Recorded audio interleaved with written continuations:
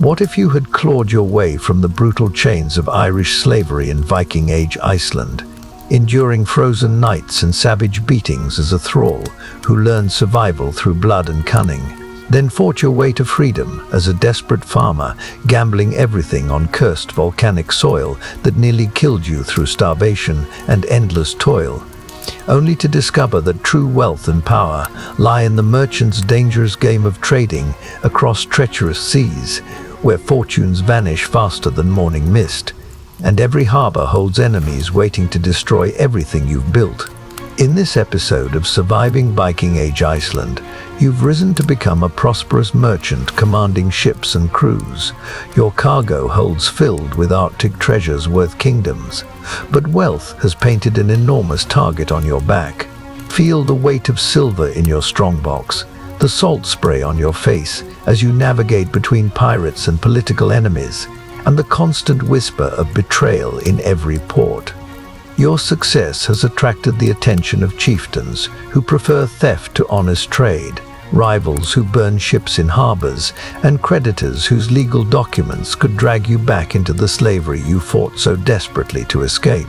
Close your eyes, breathe deeply, and let this immersive tale of Viking Age survival guide you through the merchant's perilous world, where every dawn could bring either golden opportunity or complete ruin, and where the line between prosperity and slavery remains as thin as a ship's hull against the crushing North Atlantic storms.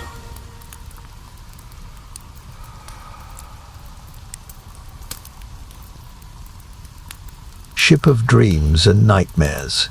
You wake in your ship's cramped cabin anchored off the West Fjords, the wooden walls groaning with each ocean swell. Moonlight filters through salt-stained glass as you count the months since escaping tenant farming's mathematical impossibility. The merchant's lessons, learned through suffering, have transformed silver into this vessel. Your ship holds cargo worth a king's ransom. Walrus ivory fills the forward hold, like pale treasure carved from Arctic death. Each tusk represents weeks of trading in frozen settlements where survival costs everything. The ivory's smooth surface catches lamplight as you inspect your investment. Foreign buyers will pay fortunes for these northern treasures if you can deliver them safely. Arctic fox furs line the aft compartments in bundles that feel soft as silk. Silver-white pelts that nobles prize above gold during winter months. You stroke the luxurious fur while calculating profits that could buy freedom from all masters. But wealth brings different chains than those you escaped. The ship itself cost every coin earned from your hollow farming victory, plus borrowed silver that demands repayment with crushing interest. Your wooden fortress floats on hostile waters, surrounded by enemies who would kill for half your goods. Pirates hunt merchant vessels with the patience of wolves stalking wounded prey. Sleep comes fitfully as you listen to every creak and splash beyond the hull. Rival traders know your cargo's value through networks of spies and informants. Storm clouds gather on both horizon and conscience as you understand the true price of independence. Success makes you a target for every desperate man in Iceland.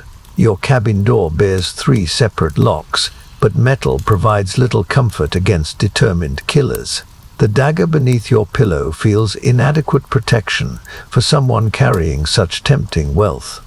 Every shadow could hide an assassin sent by competitors who prefer murder to honest competition. Dawn approaches with the weight of responsibility that tenant farming never demanded. As a farmer, failure meant personal starvation. As a merchant, failure means losing cargo that represents other men's investments. The mathematics of debt create chains stronger than iron collars ever were. You rise and check the cargo one final time before weighing anchor. Each piece of ivory and every fur pelt must reach foreign markets intact. The voyage ahead promises wealth beyond imagination, or death in waters that care nothing for human ambition. Freedom requires risking everything you have gained. The ship rocks gently in sheltered waters that will soon give way to open ocean's fury. Your transformation from desperate farmer to merchant captain feels like a dream born from necessity and watered with silver. But dreams become nightmares when awakening means facing the true cost of climbing society's ladder.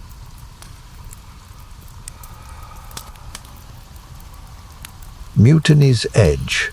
Your crew gathers on deck with hands that rest too casually on sword hilts. 3 months without full wages have bred the kind of desperation that makes loyal men consider betrayal. Their eyes carry the hunger of wolves, calculating whether their captain's death might solve their financial problems more efficiently than patience. The ship's purser approaches with ledgers that tell the story of your impossible position. Crew wages demand silver that should purchase food for the return voyage. Trading licenses in foreign ports require coins needed for emergency repairs. Every payment weakens your position while strengthening the temptation of mutiny. Bjorn the Red, your first mate, speaks with the voice of collective grievance. The crew has families starving while their captain's cargo holds wealth beyond their comprehension. Fair wages seem a reasonable demand when measured against ivory worth more than most men see in lifetimes. But reasonable demands become impossible when resources grow thin. You calculate desperately while maintaining the appearance of confident command. Pay the crew immediately and lose the silver needed for port fees and supplies. Refuse payment and face the likelihood of having your throat cut before dawn. Leadership means choosing between different forms of disaster with equal skill. The crew's loyalty was purchased with promises of profit sharing upon successful completion of the voyage. But promises provide poor comfort to hungry families when creditors demand immediate payment. Their desperation mirrors your own memories of choosing between survival and pride during farming's darkest days. Your hand moves instinctively to the sword at your belt while counting the odds of surviving open rebellion. 12 men against 1, but cargo worth fighting for if escape becomes impossible. The ivory and furs represent everything you have sacrificed to escape tenant farming's trap. Losing them means returning to servitude under different masters. The negotiation unfolds with careful words that acknowledge their grievances while explaining economic realities. Half wages now, full payment plus bonuses upon reaching Dublin's markets. The crew listens with the patience of men who have heard similar promises broken by previous captains. Trust becomes a luxury neither side can afford. Bjorn's response carries the weight of collective decision. The crew will accept partial payment but expects written contracts guaranteeing their shares. Mutiny remains possible if foreign markets fail to provide anticipated profits. Your signature on their demands feels like signing your own death warrant with conditional reprieve. Silver changes hands with the sound of temporary peace purchased at ruinous cost. The crew disperses with their partial wages while you contemplate the mathematics of survival. Each coin paid reduces your margin for error while maintaining the fiction of command. Independence proves expensive when every decision carries life or death consequences.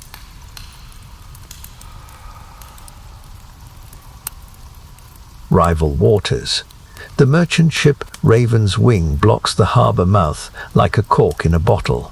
Her captain demands tribute for safe passage through waters. His family claims by right of strength rather than law. Your wealth has painted a target visible to every predator who haunts these shipping lanes. Eric Bloodaxe commands the Raven's Wing with the casual authority of someone who has never failed to collect his demanded tribute. His armed crew outnumbers yours 2 to 1, and their reputation for violence makes negotiation a formality that ends in payment or battle.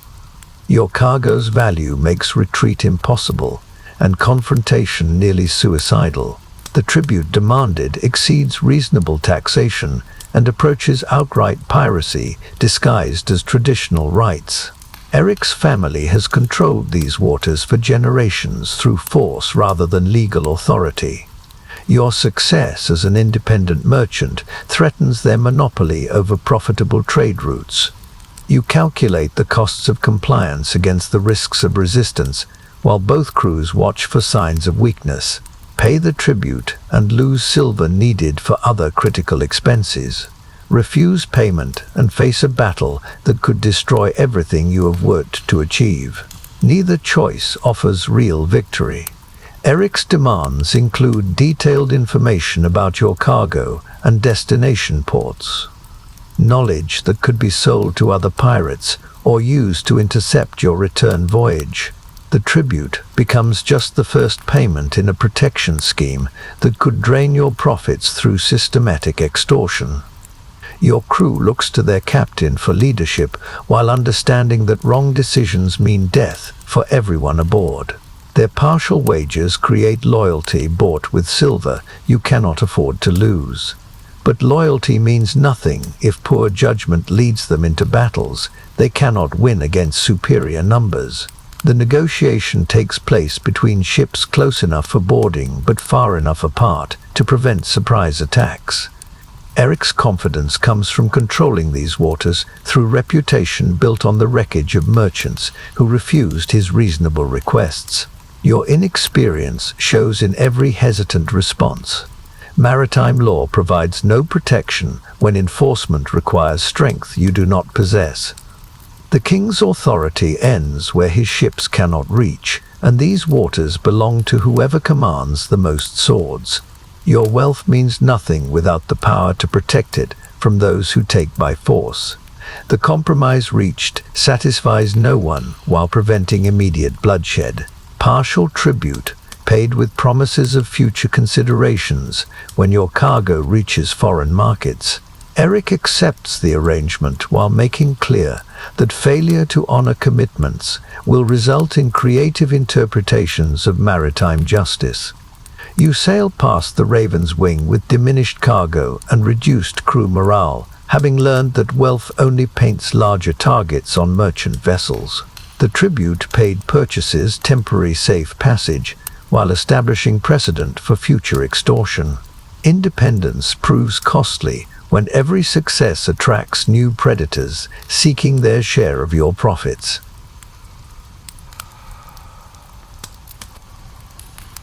Storm's judgment. The sky darkens with unnatural speed as storm clouds mass on the horizon like gathering armies. Wind shifts from gentle breeze to howling gale within minutes. Your crew scrambles to secure cargo while you grip the steering oar with hands that already know this storm will test every skill learned during your transformation from farmer to merchant captain. Waves grow from manageable swells to mountains of black water that dwarf your vessel. Each crest threatens to crush your ship, while the following trough could snap your mast like kindling. The cargo you fought to protect from pirates now becomes potential death as shifting weight threatens to capsize the ship entirely. Your crew works with desperate efficiency to reef the sail before wind tears it apart. Bjorn the Red shouts commands that barely carry over the storm's fury. Ropes turn slippery with spray and blood from hands that work despite the pain. Every secured line could mean survival, while every mistake invites disaster. The ship climbs each wave like ascending a liquid mountain before plunging into valleys that hide the horizon completely. Your stomach lurches with each drop, while your mind calculates the odds of survival. The ivory and furs that represent your fortune could become your tomb if the cargo breaks loose and shifts weight to one side. Lightning illuminates jagged rocks that appear through sheets of rain like teeth waiting to crush your vessel. The coastline offers no shelter, only destruction for ships driven ashore by wind and waves. Navigation becomes impossible when landmarks disappear behind walls of water and darkness. Your crew looks to their captain for reassurance while terror shows in every face. These men have sailed dangerous waters before, but this storm exceeds normal maritime experience. Their faith in your leadership would determine whether panic destroys discipline when courage matters most. The steering oar fights your grip with each wave that tries to turn the ship broadside to the storm. Your shoulders scream with effort as you battle forces that could snap your spine like dry wood. The farmer's strength, built through breaking volcanic soil, now serves a different, but equally desperate purpose. Water crashes over the deck with each wave, threatening to wash cargo and crew into the hungry sea. The ship's bilge fills faster than your crew can bail, but stopping to pump means losing control in waves that show no mercy to disabled vessels.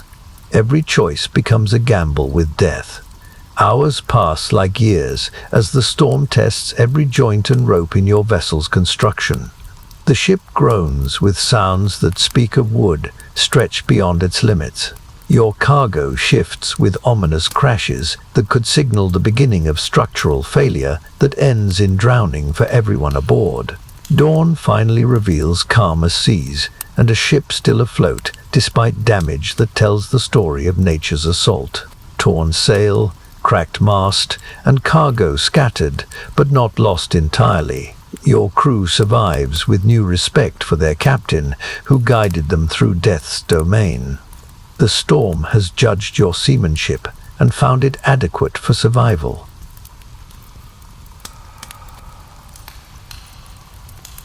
Poison at the table.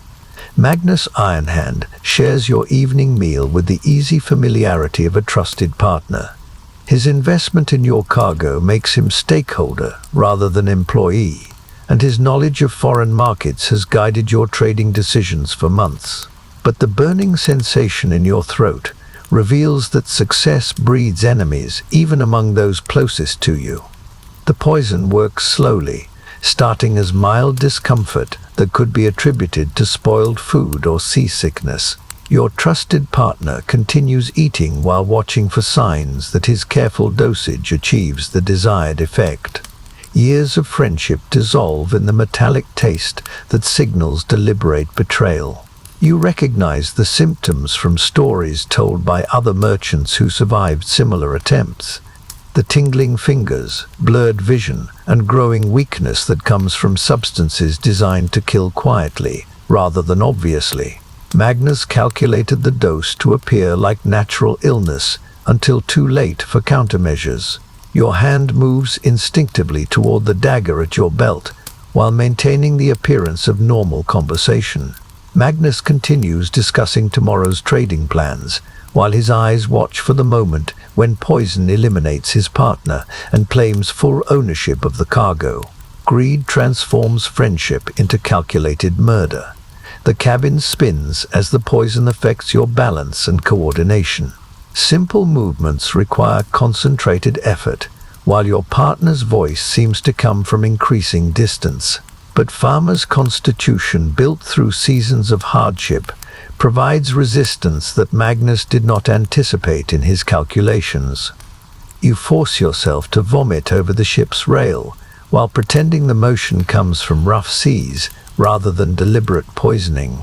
The bitter taste of partially digested poison burns your throat, but expelling the substance before full absorption might prevent fatal dosage.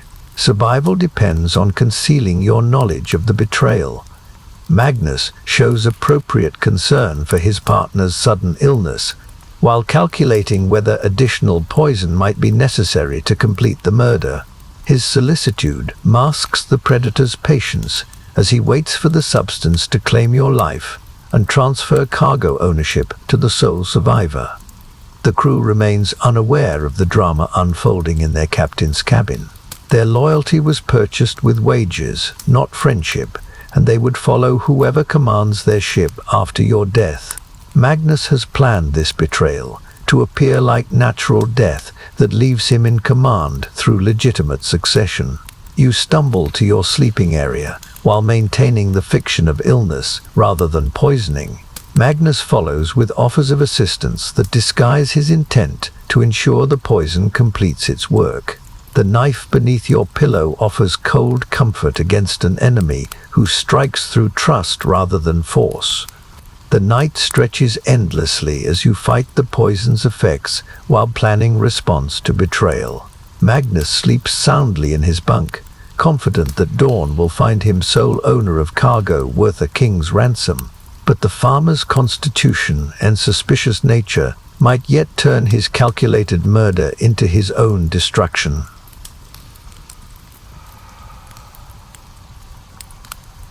Pirates at dawn. The attack comes with first light as 3 longships emerge from morning mist like ravens seeking carrion.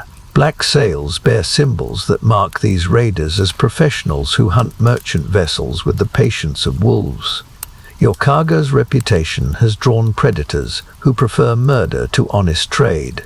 Arrows whistle past your head as you shout commands to a crew still groggy from the previous night's storm damage.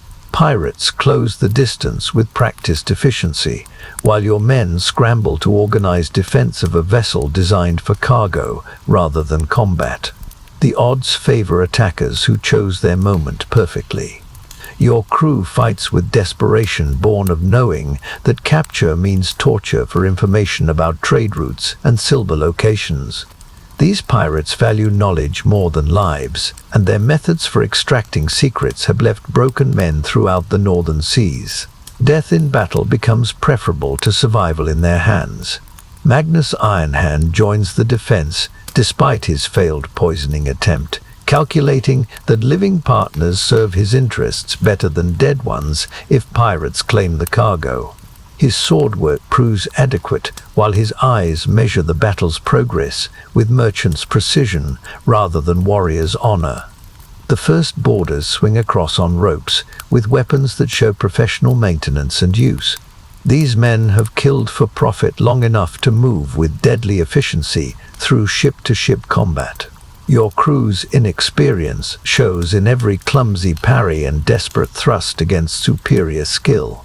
Blood stains the deck as your men fall to pirate blades that cut through merchant sailors like wheat before scythes. Each death weakens your defense, while strengthening enemy confidence in quick victory. The ivory and furs that promise prosperity now invite slaughter from those who take by force rather than trade. You fight with farmers' strength and merchants' desperation, while calculating the mathematics of survival against impossible odds.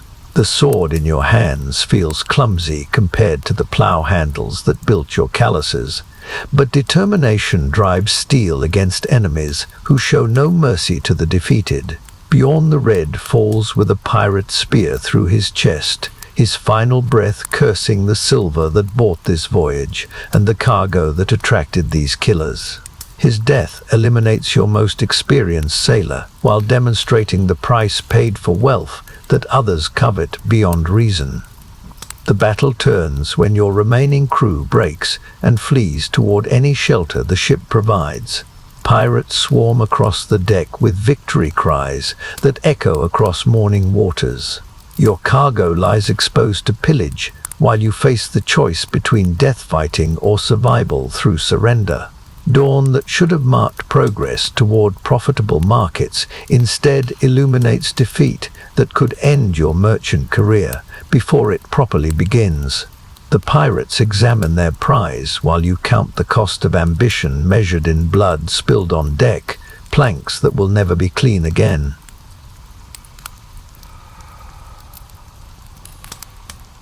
Blood on the deck. Half your crew lies dead in pools of blood that mix with seawater washing across planks, slippery with gore. Each corpse represents wages never paid, and families that will starve waiting for men who will never return home. The cost of your silver coins becomes clear in flesh and bone, scattered across a deck that reeks of death. The pirates withdraw after claiming their tribute of ivory and furs, leaving you with a damaged ship and insufficient crew to sail safely. Their leader spares your life, not from mercy, but from calculating that terrorized survivors spread better warnings than silent corpses. Your reputation as easy prey begins spreading across the northern seas. You kneel beside Bjorn the Red's body and close his eyes while whispering prayers learned in childhood. His loyalty bought with silver lasted until death, but silver cannot resurrect the dead or ease the guilt of leading good men into battles they could not win. Command means bearing responsibility for every failure. Magnus Ironhand examines the remaining cargo with merchant's eye for profit rather than warrior's respect for the fallen. His survival instincts override any grief for dead shipmates. The poisoning attempt creates a barrier between you that makes cooperation necessary, but trust impossible in future dealings. The surviving crew members watch their captain count losses while calculating whether continued service offers better odds than desertion at the next port. Their loyalty was purchased with wages, not honor, and dead men cannot collect payment from employers who lead them into slaughter. Blood soaks into wooden deck planks that will carry these stains permanently, despite scrubbing. Every step produces squelching sounds that remind you of the price paid for merchant ambitions. The ship itself bears scars that speak of violence and failure to those who know how to read such signs. You begin the grim task of committing bodies to the sea, with words that sound hollow when spoken over men who died, protecting cargo rather than defending homes or families. Their sacrifice serves no higher purpose than profit margins and trade route security. Death in service of silver lacks the nobility found in other causes. The damaged rigging requires repairs that consume silver needed for other critical expenses. Every rope replaced represents coins spent on survival rather than expansion. The pirate attack has transformed profitable voyage into desperate struggle for basic functionality and crew morale. Your hands shake as you grip the steering oar, understanding that command in merchant ventures requires different courage than farming ever demanded. Leading men into probable death for the promise of shared wealth creates moral burdens that simple labor never imposed on your conscience. The horizon stretches empty toward foreign ports, where reputation and rumor travel faster than damaged ships. Word of your defeat will reach competing merchants who might see weakness as opportunity for hostile takeover. Success and failure both attract predators in the merchant's world of constant competition.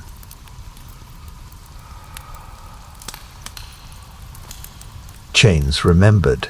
Loading cargo in Reykjavik harbor, you watch thralls hauling your ivory and furs with the mechanical movements of the broken. Iron collars catch morning sunlight as they bend under loads too heavy for their weakened frames. Recognition hits like a physical blow as you see yourself reflected in their desperate eyes. The overseer's whip cracks across a young Irish thrall's back, leaving fresh marks that mirror scars you still carry beneath merchant's clothing. His stumble under the weight brings memories flooding back of your own desperate struggle to avoid the lash, while muscles screamed from impossible labor. Freedom feels fragile when bondage remains so visible. You recognize the same hollow hunger in their faces that once drove your own desperate calculations. How to steal extra food without being caught. When to rest without triggering punishment, whether death might be preferable to endless servitude. These thralls live the nightmare you escaped through merchant success built on others' suffering. The whip-scarred thrall meets your eyes for a moment before quickly looking away. Recognition passes between former and current bondsmen, understanding that spans the gap between prosperity and desperation. One failed voyage could return you to those ranks faster than any other social descent in Iceland's brutal hierarchy. Your prosperity was built on the labor of men like these, just as your former master's wealth came from your suffering. The ivory they load represents months of your trading while they face lifetimes of bondage. The moral mathematics of success become clear when viewed through the lens of continued slavery. Magnus Ironhand directs the loading with casual indifference to the thrall's pain, seeing only cargo capacity and loading efficiency. His comfortable distance from bondage allows him to view human suffering as acceptable business cost. You understand how quickly success breeds callousness toward those who serve your profit. The dockmaster counts inventory, while thralls collapse from exhaustion, their welfare less important than accurate cargo tallies. Commercial success requires ignoring the human cost of efficiency. Your merchant wealth depends on systems that treat people as expendable resources rather than fellow human beings. You calculate profits while watching men work under threat of violence, understanding that every silver coin in your purse was paid for with someone's suffering. The transformation from victim to beneficiary of exploitation happens gradually until moral compromises become invisible business practices. The thralls finish loading with movements that speak of pain endured beyond complaining.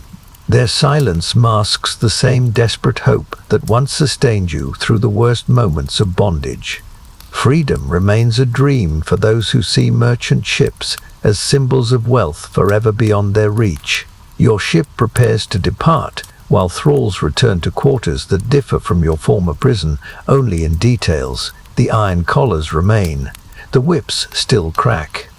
The mathematics of survival through servitude continue unchanged, while you sail toward profits built on perpetuating the system that once destroyed your humanity.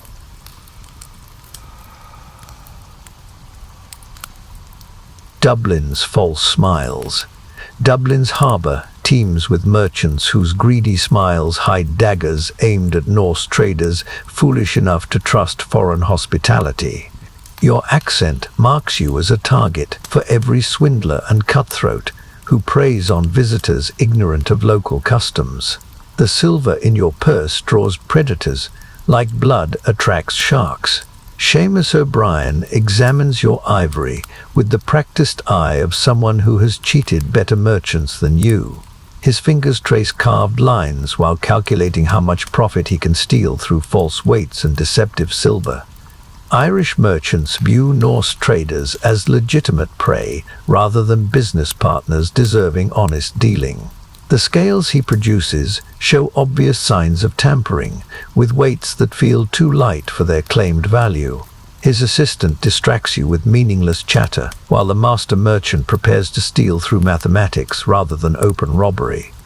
Sophisticated theft disguised as legitimate commerce proves more profitable than simple violence. You demand to examine the weights more closely, while Seamus protests with injured innocence at such accusations. His performance as an honest businessman, insulted by suspicious foreigners, has convinced other Norse traders to accept cheated bargains. Reputation allows him to steal repeatedly while maintaining the fiction of honorable dealing. The silver he offers gleams with suspicious brightness that suggests dilution with cheaper metals.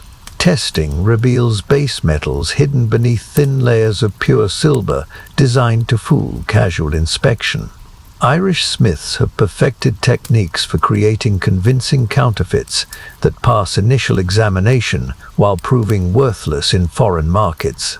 Your Norse accent makes negotiation difficult, as local merchants pretend not to understand clear words spoken in languages they know perfectly. Communication barriers become weapons used to confuse and frustrate foreign traders into accepting disadvantageous terms. Linguistic manipulation serves the same purpose as physical threats in commercial warfare. The dock workers loading your ship demand excessive wages while threatening work slowdowns that could delay departure for weeks. Every service costs premium prices when rendered to foreign merchants who lack local connections for protection. Extortion becomes standard business practice when victims cannot seek legal remedy. Seamus's associates surround your negotiations with casual positioning that suggests coordinated intimidation rather than coincidental gathering. These merchants work together to fleece Norse traders through systematic cheating disguised as independent business dealings. Competition becomes cooperation when targeting vulnerable outsiders. You recognize the pattern of exploitation from your farming days, when predatory merchants used superior knowledge to steal through contracts rather than force. Different methods serving identical purposes, transferring wealth from desperate producers to established predators. The social level changes, but the mathematics of exploitation remain constant. The transaction concludes with you accepting partial losses, rather than risking total destruction through continued resistance. Seamus's smile widens as he counts profits stolen through techniques refined over years of cheating foreign traders. Dublin's hospitality comes with costs measured in silver rather than blood, but the result impoverishes victims just as effectively.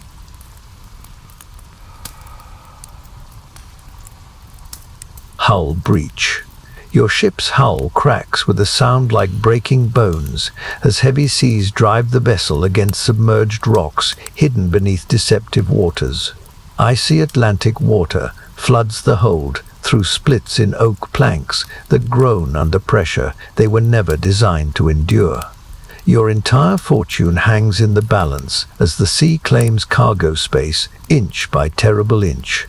The breach widens with each wave that pounds your crippled vessel against the rocky outcrop. Water pours through gaps that started as hairline cracks, but expand rapidly under the ocean's relentless assault. Your ivory and furs float in rising brine that transforms precious cargo into waterlogged wreckage worth less than firewood. You bail frantically with hands that bleed from rope burns, while your reduced crew works with desperate efficiency. Every bucket of water removed buys precious time while the leak grows faster than human effort can contain it. The mathematics of survival turn against you with each gallon that enters the hold. Magnus Ironhand abandons cargo preservation in favor of personal survival, stuffing his clothes with whatever small valuables he can save before the ship sinks completely. His betrayal extends beyond poisoning to abandoning the partnership when disaster threatens mutual destruction. Self-preservation overrides all other considerations when death approaches. The remaining crew members calculate their own odds of survival while bailing water that rises faster than their efforts can lower it. Their loyalty was purchased with wages, not devotion, and drowning men cannot collect payment from dead employers. Each sailor prepares to abandon ship when structural failure becomes inevitable. Cargo that survived pirates and storms now faces destruction by the sea itself. Ivory tusks sink like stones, while fox furs become waterlogged masses that drag down anything they touch.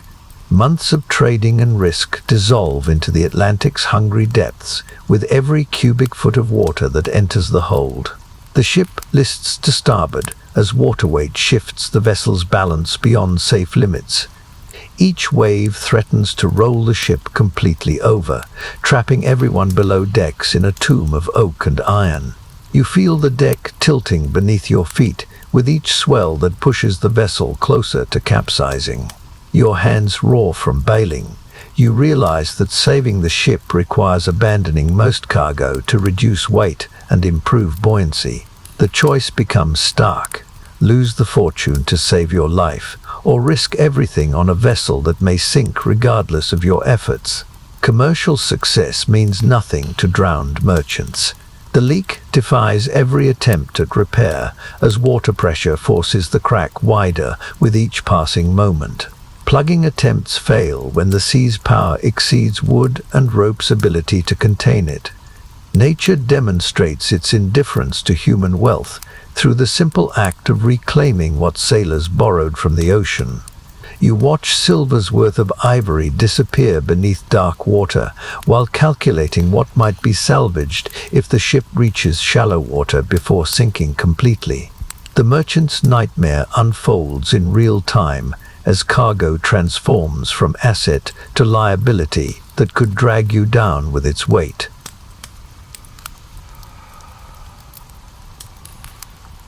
The bribe spiral.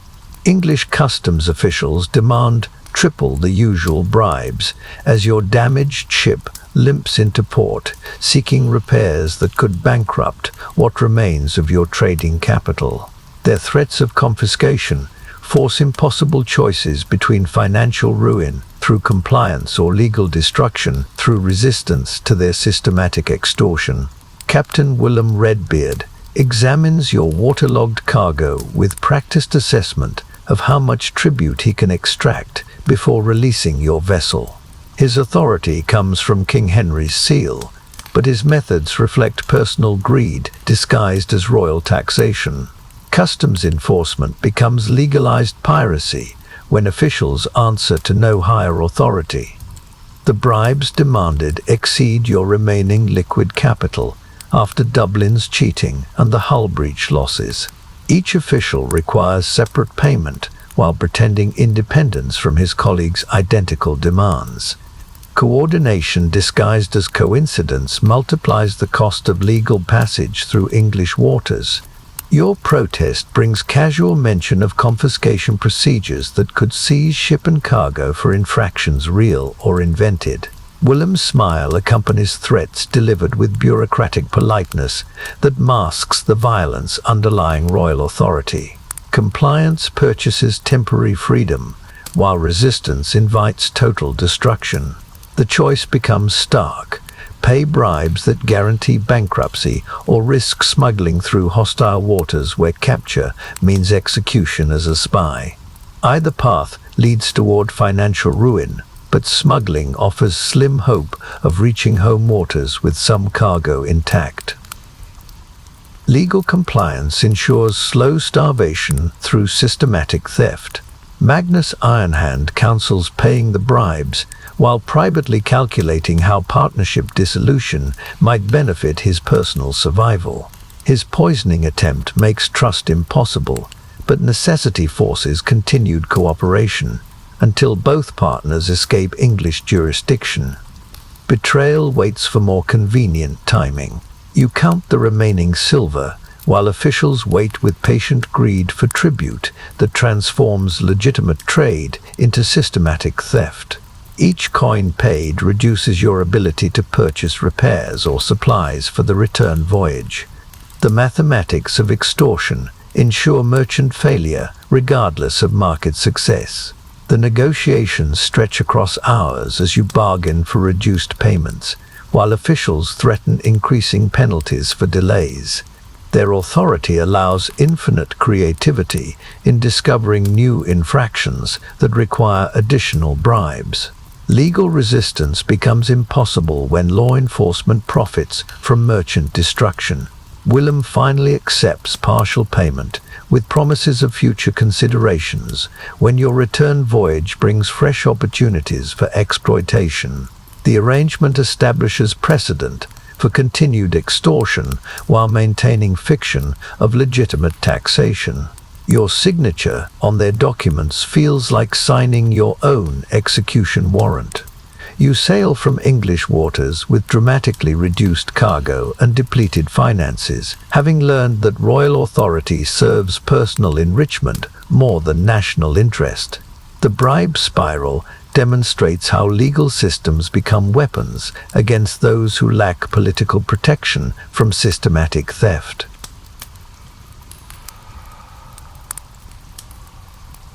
Fever and enemies. A fever takes hold from infected wounds sustained during the pirate battle, delirium clouding your judgment as you navigate treacherous politics where one wrong word could mean execution as a foreign spy. The poison Magnus attempted weakened your constitution, while sword cuts from combat fester without proper medical treatment. Sweat soaks your clothing as fever spikes beyond control in the ship's cramped cabin. Your vision blurs during crucial negotiations with port officials who mistake illness for deception. Each conversation becomes a minefield where fevered responses could be interpreted as evidence of hostile intent against local authorities.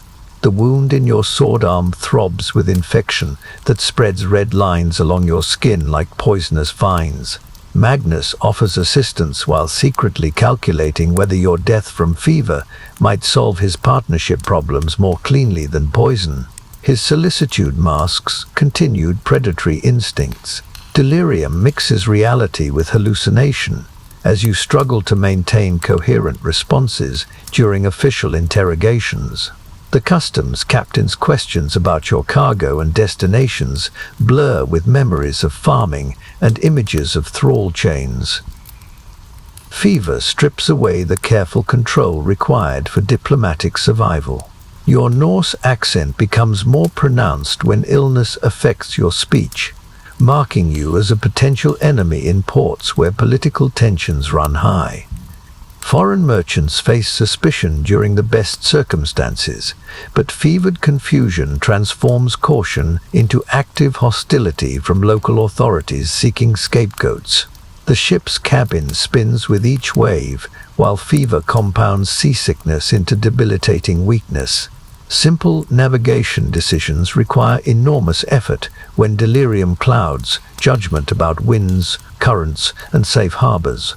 Command becomes impossible when illness prevents basic cognitive function. Magnus assumes increasing authority over ship operations while maintaining the fiction of concern for his partner's health. The crew recognizes the power shift without openly acknowledging the betrayal. Your fevered state provides perfect cover for partnership dissolution through apparent natural causes. You fight to remain conscious during a crucial meeting with local lords whose tolerance for foreign merchants depends on demonstrating proper respect and understanding. Fever makes concentration impossible, while political miscalculation could result in imprisonment or execution as a suspected spy. The infection spreads through your system, while proper medical treatment remains beyond reach in ports where healers demand payment you cannot afford. Folk remedies prove inadequate against serious wounds that require surgical cleaning and herbal medicines unavailable to impoverished foreign traders. Night brings fevered dreams where pirates attack, while customs officials demand bribes, and Magnus pours poison into wine that tastes like seawater. Reality and nightmare blend until you cannot distinguish memory from delirium. Command requires clarity that fever has stolen completely.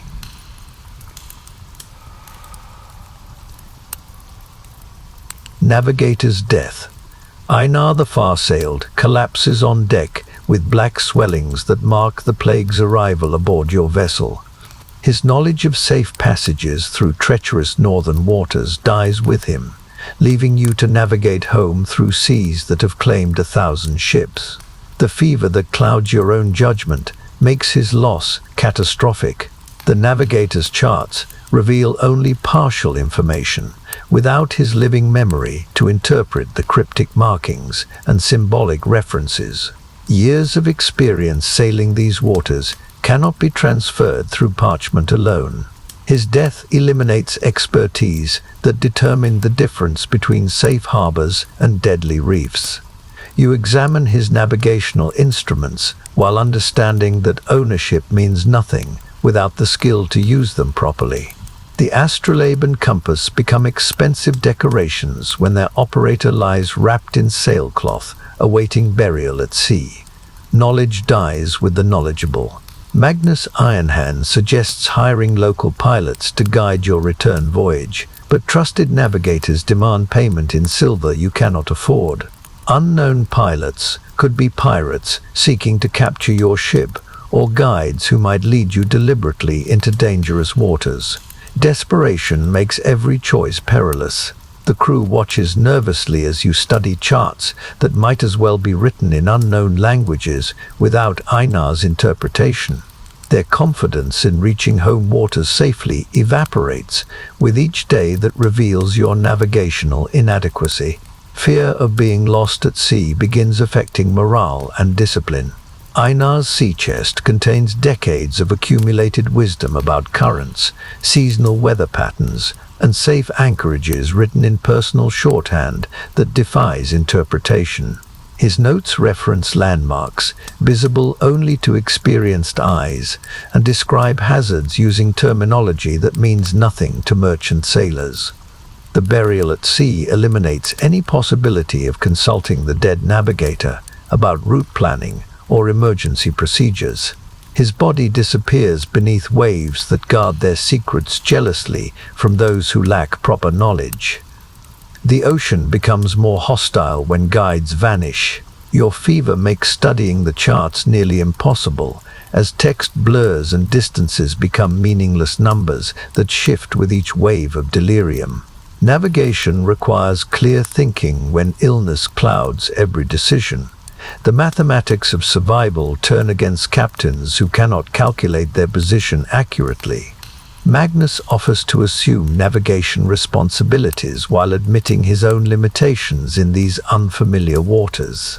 His willingness to help masks the opportunity that your incompetence provides for removing an inconvenient partner through accidental shipwreck rather than obvious murder. The stars that once guided your vessel home now mock your ignorance of their meanings. Einar's death has transformed celestial navigation from reliable science into hopeless guesswork. You face the prospect of wandering northern seas until starvation or storms claim another victim of inadequate knowledge.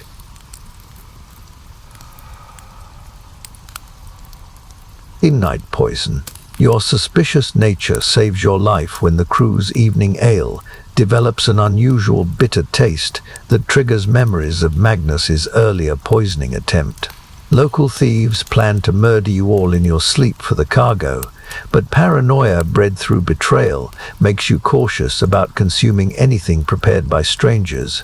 The tavern keeper's false hospitality becomes obvious in retrospect as you connect his excessive generosity with the planned robbery.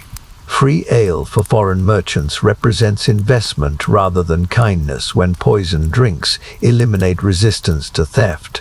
Your crew's grateful acceptance nearly proved fatal. You spit out the contaminated ale while your sailors drink deeply of liquid that will soon render them unconscious or dead. Their trust in local hospitality springs from inexperience with systematic betrayal. Farm-bred caution about predatory merchants extends to all forms of potential exploitation. The poison works quickly on crew members who consumed full portions of the doctored ale. Within minutes, they collapse into unnatural sleep that resembles death more than rest. Their slow breathing and pale skin suggest substances designed to simulate corpses while thieves work without interference from witnesses. Magnus succumbs to the poison despite his own paranoid nature, proving that even suspicious merchants can be fooled by sufficiently skilled poisoners. His unconscious form removes both threat and ally from the deadly situation developing around your anchored vessel. You face the thieves alone. Armed men approach your ship through darkness while assuming the crew lies helpless from poisoned ale.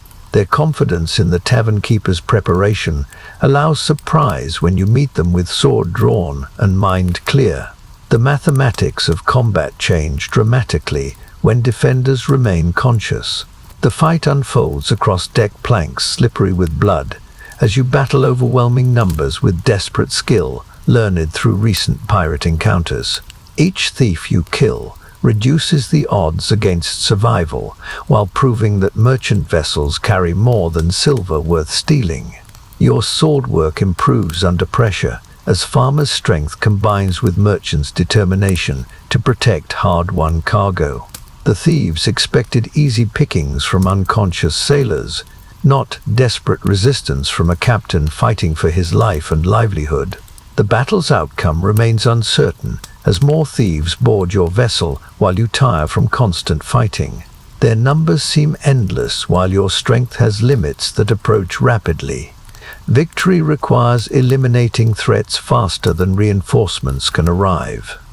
Dawn approaches as the last thief falls to your blade, leaving you standing alone among bodies scattered across deck already stained with previous battles.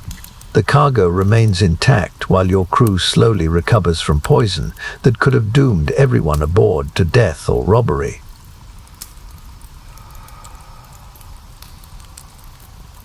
Echoes of Earth. Buying grain from desperate farmers, you see your former self reflected in their haunted eyes that carry the terror of failed harvests. Their desperation mirrors your own memories of calculating impossible odds while facing starvation. Now you profit from the same desperation that once drove your farming struggles. The farmer's hollow cheeks and threadbare clothing tell the familiar story of someone choosing between different forms of death. His grain represents survival purchased at prices that guarantee future suffering. You recognize the mathematics of exploitation that once trapped you in cycles of debt and dependence. Your silver coins buy grain that hungry children need for survival through winter months ahead. Each kernel purchased represents meals stolen from families facing starvation. The moral cost of merchant profit becomes clear when paid for with other people's survival margins. The farmer's wife begs you to pay fair prices for grain that took months of dangerous labor to produce. Her tears remind you of your own family's desperation, while you calculate how compassion could bankrupt your trading operation in one bad season. Mercy becomes luxury that merchants cannot afford. You count silver while remembering the taste of grass soup and bark bread that sustained you during farming's worst periods. The transformation from victim to beneficiary of agricultural exploitation happened gradually until desperation became opportunity. Success requires forgetting the humanity of those who serve your profit. The grain quality shows signs of the same inferior storage that once plagued your own desperate sales to predatory merchants. Weevil damage and moisture problems reduce nutritional value while farmers accept whatever prices you offer. Your former knowledge helps identify problems that justify lower payments. Magnus Ironhand handles negotiations with casual indifference to farmers' suffering, seeing only cargo capacity and profit margins in human desperation. His comfortable distance from agricultural failure allows treating survival needs as business opportunities rather than moral responsibilities. The loaded grain represents wealth extracted from agricultural labor through superior market position rather than productive work.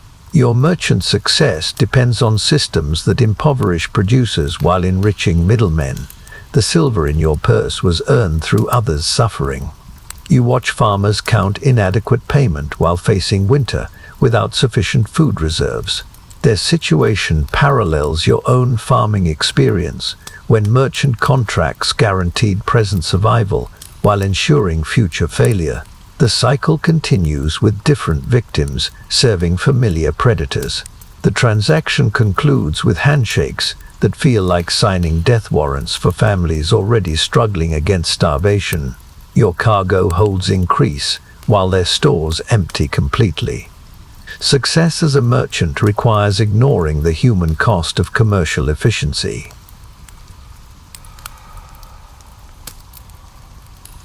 The farmer's tears.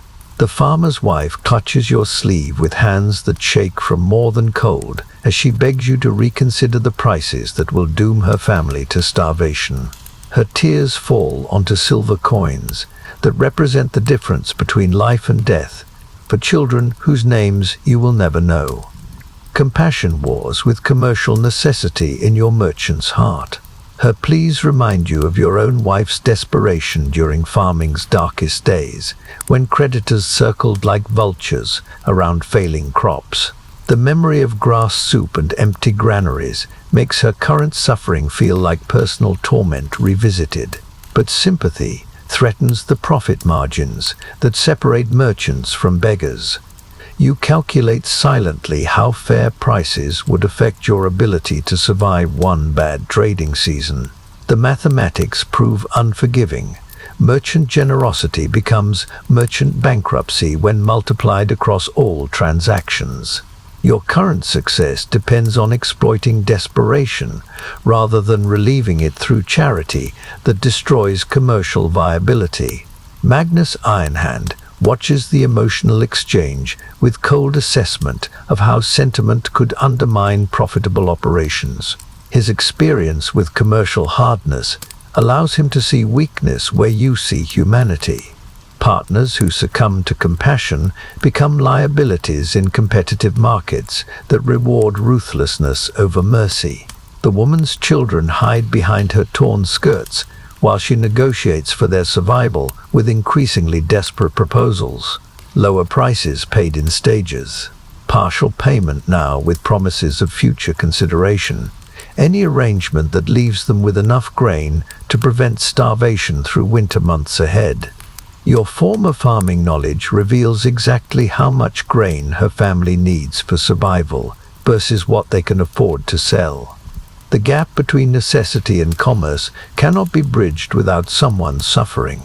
Either her children starve, or your trading operation faces losses that invite commercial failure. The silver coins feel heavier in your palm as you count payment that dooms innocent children while enriching your cargo holds. Each piece represents moral compromise disguised as business necessity. The farmer's wife accepts inadequate payment because refusing means losing everything rather than just most of what they need. Her tears continue falling as she counts coins that spell death sentences for family members who cannot survive on such reduced rations. Your payment schedule ensures slow starvation rather than quick death, spreading suffering across months while maintaining the fiction of legitimate commerce rather than systematic murder. The handshake that concludes the transaction feels like participating in execution while maintaining legal innocence. Commercial relationships disguise moral responsibility for consequences that flow from business decisions. The farmer's wife walks away carrying death warrants disguised as silver payment. You watch her retreating figure, while understanding that merchant success requires such transactions, multiplied across hundreds of similar exchanges. Wealth accumulation depends on exploiting desperation while maintaining emotional distance from the human cost of commercial efficiency.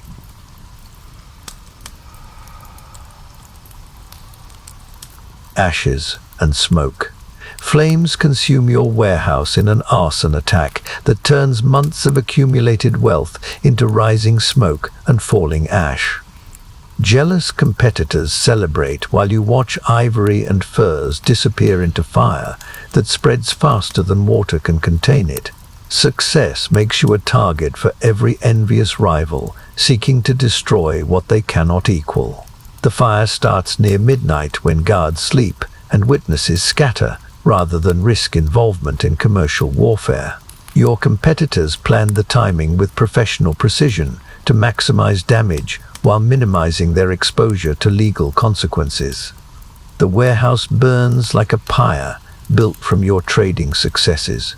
Magnus Ironhand arrives as flames reach their peak intensity, his face showing calculation rather than sympathy for partnership losses. The fire eliminates cargo that represented shared investment while creating opportunities for surviving partners to claim larger shares of remaining assets. Crisis reveals true loyalties in commercial relationships. You fight the blaze with bucket brigades formed from dock workers who demand immediate payment for risking their lives against professional arson. Every gallon of water costs silver, while accomplishing little against fires designed to burn completely. The mathematics of disaster favor destruction over salvation. Ivory tusks crack and split in the heat, while fox furs release smoke that carries the smell of burning wealth across harbor districts. Each item consumed represents weeks of trading and risk, transformed into nothing more valuable than ash and memory. Fire reduces merchant fortunes to worthless debris in hours. The warehouse structure collapses as support beams surrender to heat that no construction can withstand indefinitely. Your investment in secure storage proves worthless against arsonists who prefer destruction to competition. Commercial rivalry escalates beyond market forces into actual warfare using flame as weapon. Rival merchants gather at safe distances to observe your destruction while maintaining expressions of sympathy that disguise their satisfaction. Your losses become their opportunities as reduced competition allows higher prices for remaining inventory. The fire serves multiple business interests simultaneously. Insurance requires proof of accidental rather than deliberate causation, but witnesses disappear when questioned about suspicious activities preceding the blaze. Legal remedies become worthless when evidence burns with cargo, and testimony evaporates like smoke. Justice depends on facts that arsonists deliberately destroy. The dawn reveals smoking ruins, where prosperity once stood secure behind locked doors and hired guards. Ash settles over harbor waters like grey snow that marks the end of commercial dreams. Your warehouse becomes a monument to the dangers of success in markets where competitors prefer destruction to honest competition. You calculate losses while standing among charred timbers that smell of burned ambitions and destroyed futures. The fire has eliminated months of trading profits while leaving debts and obligations intact. Commercial warfare proves more destructive than pirate attacks or natural disasters.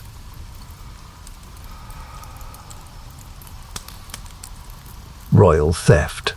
King Magnus's tax collectors arrive with royal seals that transform legitimate commerce into legalized theft. Their demand for half your remaining goods as tribute demonstrates how royal favor can vanish overnight and leave merchants ruined by the same authority that once protected their trading rights.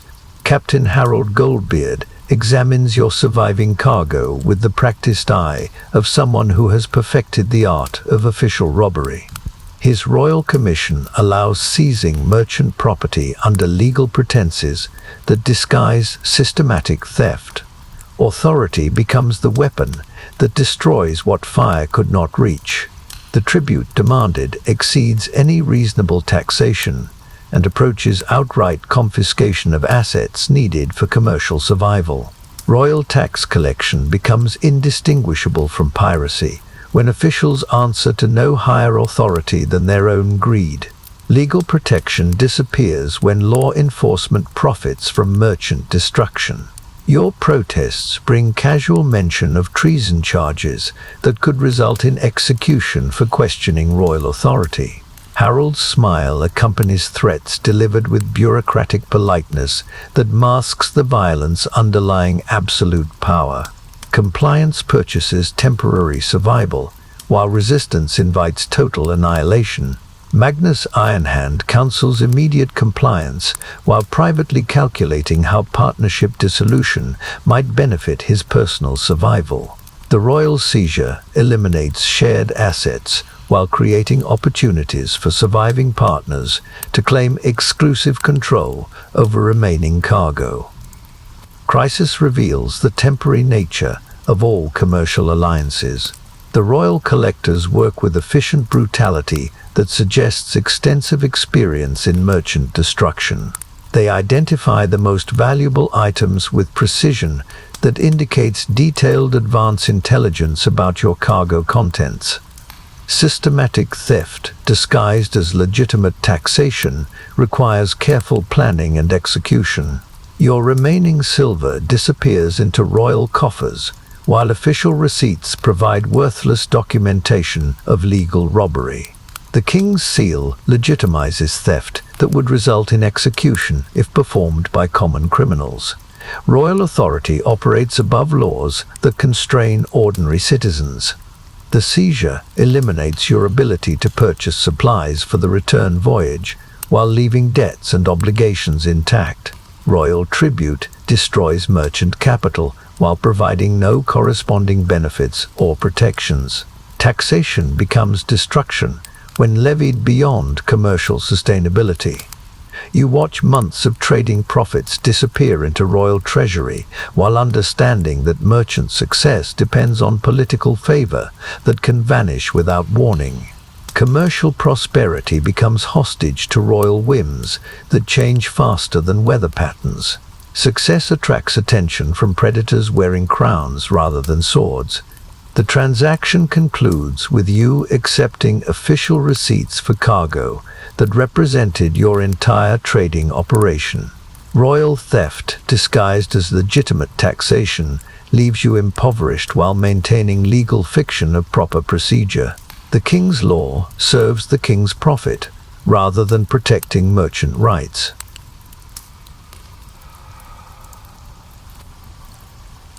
Captain's treachery. Your ship's captain betrays you to rival merchants while you negotiate with port authorities about the royal seizure.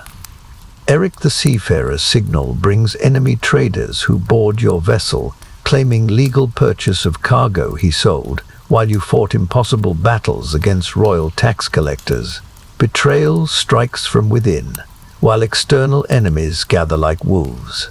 The rival merchants produce documents bearing Eric's seal that transfer ownership of your remaining cargo for payment already delivered to your treacherous captain.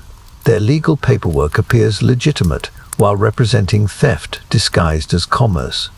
Your trusted captain has sold your livelihood to competitors who prefer theft to honest trading.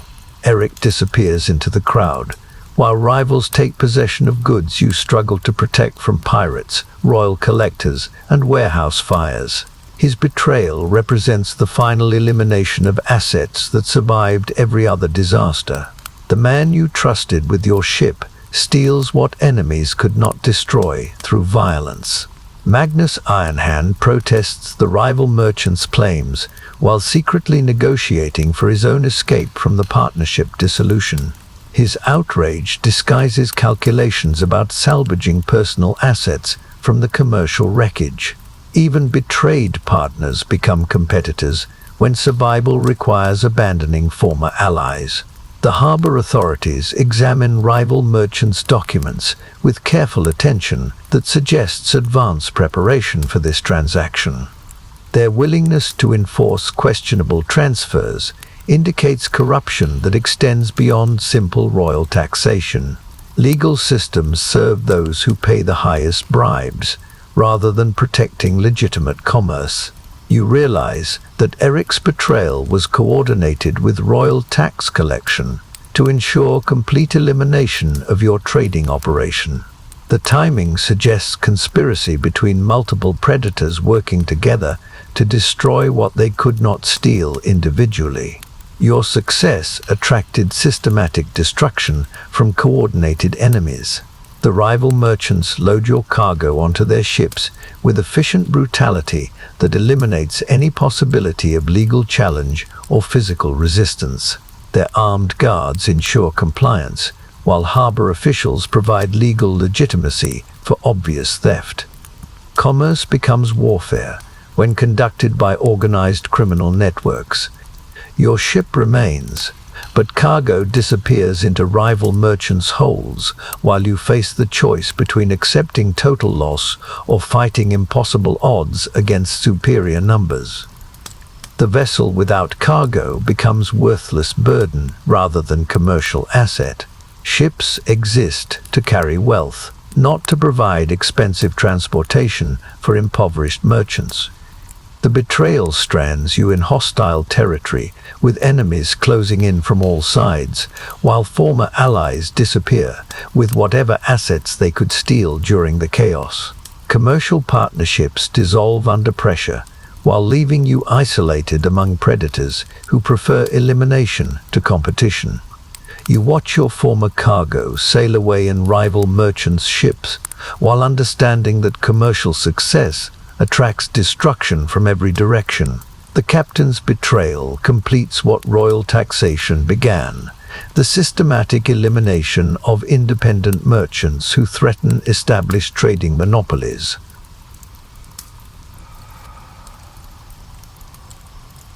The bandit roads. Forced to travel overland through territories where bandits hunt merchants like wolves stalking wounded prey, you carry your remaining wealth hidden beneath clothes that disguise prosperity while advertising vulnerability.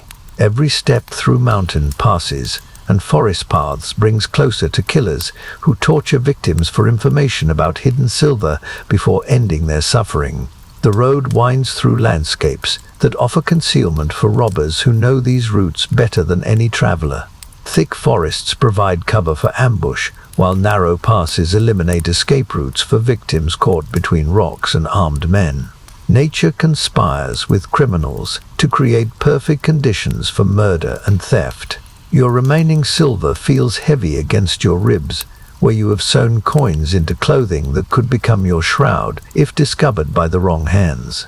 Each piece represents survival purchased through months of trading, now reduced to portable wealth that invites death from desperate men who kill for less than you carry. Other travelers warn of recent attacks that left merchant caravans stripped and burned along roadsides that reek of death and failure. The bandits work with professional efficiency that suggests military training applied to criminal purposes. Former soldiers turned to robbery prove more dangerous than common thieves, who lack organization and skill. Magnus Ironhand travels separately to reduce the appearance of coordinated wealth, while maintaining distance that allows abandoning partnership if capture becomes imminent.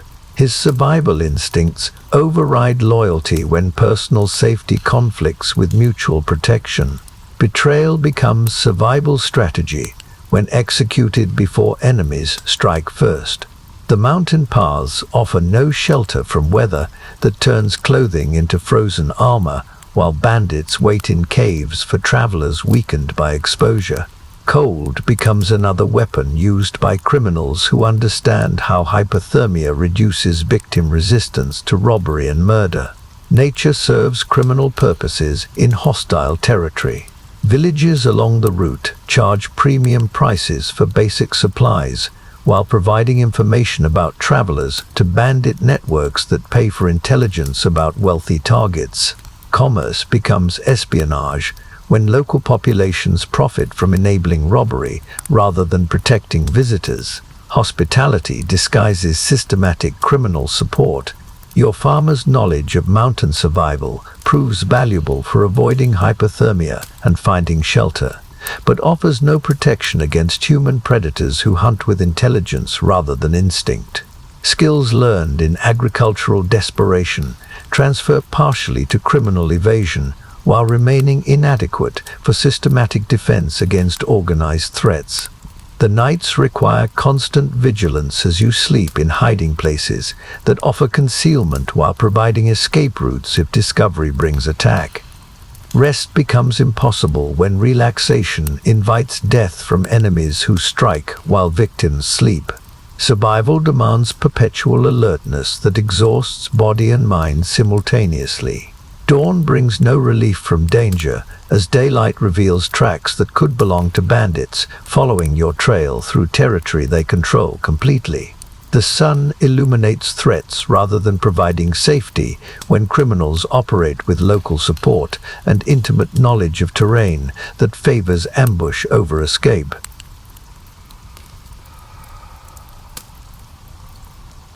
Mountain Tomb. A blizzard traps you in mountain peaks for 3 days without food, while expensive merchant clothing provides no warmth against nature's indifference to human wealth. Snow piles against cave walls that become your tomb, unless the storm breaks before starvation or hypothermia claims another victim of commercial ambition gone wrong. The wind howls through crevices in rock that offer minimal shelter while driving snow through gaps that expensive fabric cannot seal. Your fine clothes become wet burdens that conduct cold rather than preventing it. Wealth invested in appearance proves worthless when survival requires practical warmth rather than impressive display. Ice forms on your breath as body heat fails to maintain core temperature despite constant movement within the confined space. The cave walls sweat with moisture that freezes into patterns that speak of previous victims who died in similar circumstances. Mountain winters kill through cold rather than violence, but achieve identical results. Your remaining silver cannot purchase firewood from the storm or food from barren peaks where no merchants travel during winter months. Money becomes meaningless decoration when separated from markets that give currency value. Coins provide no calories or warmth to bodies facing death from exposure. The storm's fury increases rather than diminishing as hours pass without relief from wind that drives snow into horizontal walls of frozen death. Visibility disappears completely while cold penetrates clothing and flesh until bones ache with temperature that approaches fatal hypothermia. Nature demonstrates its power over human ambition through simple weather. Magnus Ironhand took shelter separately in another cave that may or may not provide better protection from elements that kill without regard for partnership agreements or shared suffering. His absence eliminates both companion warmth and witness to your final moments if the storm claims victory over commercial determination. Your breath comes in shorter gasps as oxygen grows thin while cold saps strength needed for basic survival functions. Each exhalation takes energy while providing no corresponding benefit to body systems failing under environmental assault. The mathematics of hypothermia work against consciousness and coordination required for escape. The fine fabric that once marked merchant success now clings to skin with moisture that accelerates heat loss while providing no protection against wind that cuts through material designed for appearance rather than mountain survival. Fashion becomes death sentence when form prioritizes over function in life-threatening situations. You huddle against cave walls that radiate cold like ice, while understanding that merchant wealth means nothing to storms that kill rich and poor with equal efficiency. Money cannot negotiate with weather or purchase exemption from natural forces that recognize no human authority or commercial achievement. The third day brings weaker storm activity, but no relief from cold that has penetrated too deeply for recovery without external heat sources unavailable in this frozen tomb. Your expensive merchant clothing has become burial shroud, worn by someone who learned too late that money cannot buy survival from nature's wrath.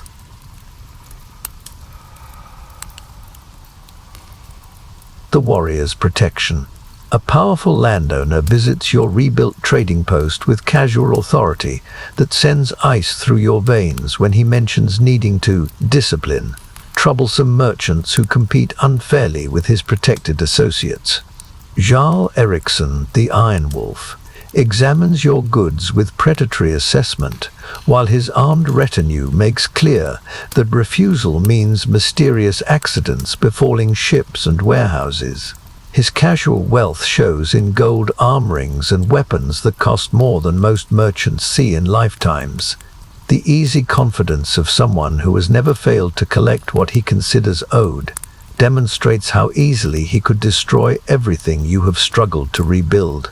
Power radiates from him like heat from forge fires. The threat comes wrapped in polite conversation about market conditions and fair competition that disguises systematic extortion. His family controls trade routes through violence disguised as legitimate business practice. Independent merchants become problems requiring solutions that often involve unexplained fires or missing cargo ships. You recognize the pattern of exploitation that destroyed weaker traders who refused his generous offers of protection. Their businesses disappeared through accidents that investigation could never prove deliberate, while their families faced choices between starvation and accepting blame for imaginary crimes against powerful enemies. His retinue examines your rebuilt facilities with professional assessment of vulnerabilities that could be exploited for maximum damage. These men have destroyed merchant operations before, through techniques refined over years of commercial warfare. Their presence transforms negotiation into surrender ceremony. The landowner's casual mention of recent fires affecting unprotected warehouses carries implicit threat that your success makes you a target requiring his expensive services. Protection becomes extortion when refusal guarantees the very destruction that payment supposedly prevents. Security services create the dangers they claim to solve. Your silence during his presentation reveals understanding that resistance invites immediate retaliation, while compliance ensures slow destruction through tribute that exceeds any possible profit margins. Either choice leads toward ruin through different paths that serve his interests rather than protecting merchant survival. Magnus Ironhand observes the negotiation with calculation that reveals his willingness to abandon partnership if accommodation with the landowner offers better personal survival prospects. Commercial alliances dissolve when faced with superior force that makes resistance suicidal rather than heroic. The warrior's smile accompanies threats delivered with aristocratic politeness that disguises violence underlying feudal authority. His breeding allows presenting systematic theft as legitimate taxation, while maintaining fiction of honorable dealing. Class privilege legitimizes criminal behavior when practiced by those born to rule. You understand that merchant success attracts predators at every level of society who prefer theft to honest competition when violence offers easier profits than commercial skill. The landowner represents the apex of systematic exploitation, disguised as legitimate business practice within legal systems that serve power rather than protecting commerce.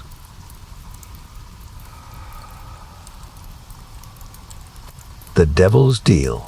You offer Jarl Eriksson partnership in your trading ventures, with forced smile that hides terror at understanding that refusing his protection could mean mysterious accidents befalling everything you have rebuilt from commercial disaster. The partnership agreement becomes surrender document disguised as voluntary cooperation between equals who clearly are not. His demands prove crushing beyond any reasonable business arrangement. Half your profits in exchange for protection from dangers that his own network creates through systematic intimidation of independent merchants. The security purchase costs more than the threats it supposedly prevents, while guaranteeing continued dependence. The contract terms favor his interests exclusively, while binding you to impossible performance standards that justify seizure of assets when compliance becomes commercially unsustainable. Legal language disguises theft as legitimate business practice, while maintaining fiction of voluntary association rather than forced tribute. Magnus Ironhand endorses the arrangement, while privately negotiating separate terms that protect his personal interests at your expense. His willingness to sacrifice partnership for individual survival reveals how quickly commercial alliances dissolve when threatened by superior force that makes resistance suicidal. The warrior's associates examine your books with professional assessment of how much wealth can be extracted without destroying the operation completely. Their expertise in merchant exploitation ensures maximum tribute while maintaining productive capacity that serves their long-term interests rather than your survival. Your signature on partnership documents feels like signing execution warrant with delayed implementation. The agreement guarantees slow destruction through systematic theft, while maintaining legal fiction that protects the landowner from accusations of obvious extortion. Commerce becomes slavery when conducted under such terms.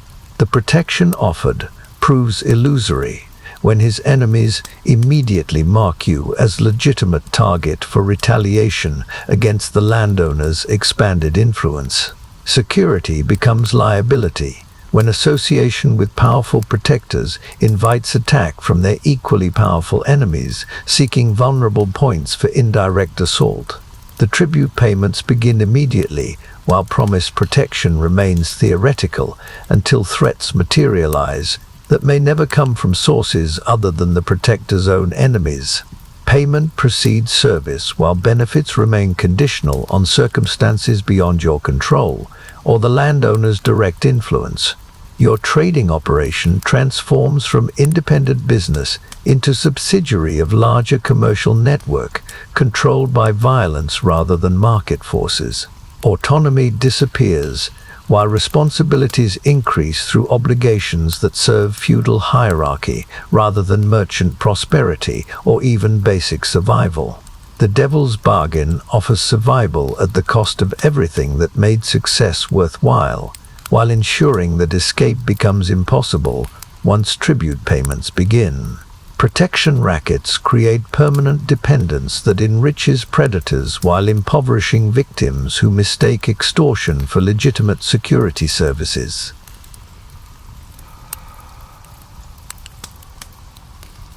family threatened. Death threats arrive targeting your family members who cannot defend themselves against enemies seeking revenge against merchant success they could not destroy through commercial competition. The messages specify children by name, while describing tortures that make quick death seem merciful, by comparison with alternatives that vengeful rivals consider appropriate punishment. Your wife finds the threats nailed to your door with knives that carry dried blood from previous victims who failed to heed similar warnings. The psychological warfare extends beyond simple intimidation to detailed descriptions of suffering planned for innocent family members whose only crime involves association with merchant prosperity that threatens established commercial interests. The enemies cannot touch you directly while you remain under Jarl Ericsson's expensive protection, but family members lack such security while living normal lives that require exposure to dangers that merchant wealth cannot eliminate through money or influence. Vulnerability transfers from business to personal relationships that become weapons against commercial success. Magnus Ironhand suggests relocating family members to distant relatives while maintaining trading operations that fund their security through geographic separation. His solution acknowledges that merchant success creates permanent danger for loved ones who become targets when direct assault proves impossible or too expensive for competing interests. The threats force impossible choices between abandoning family to face danger alone or giving up trade routes that provide income necessary for their protection and survival.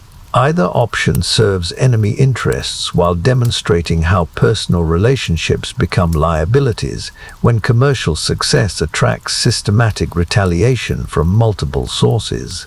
Your children's names appear in messages that describe specific tortures planned for each family member in sequence that maximizes psychological impact, while ensuring that survival requires witnessing others' suffering. The details suggest intimate knowledge of family routines that indicates surveillance extending beyond business operations into private life. The landowner's protection extends only to commercial assets rather than personal relationships that remain vulnerable to indirect attack from enemies who prefer destroying merchant morale to fighting protected business interests. Security becomes meaningless when threats target what protection cannot defend effectively. Sleep becomes impossible when every sound could signal arrival of killers seeking family members whose deaths would destroy your will to continue merchant operations that threaten established commercial monopolies. Fear transforms home into fortress that cannot provide real security against determined enemies with detailed knowledge of your routines. Your wife counts silver while planning escape routes that might save children if threats become reality before protection arrangements can extend to family members who never chose merchant life but must suffer consequences of commercial success that attracts deadly enemies from multiple sources. The morning brings fresh threats with increased detail about planned torture while demanding abandonment of trading routes that provide income necessary for family protection. The mathematics of extortion ensure that compliance leads to poverty, while resistance invites violence against those least able to defend themselves from commercial warfare.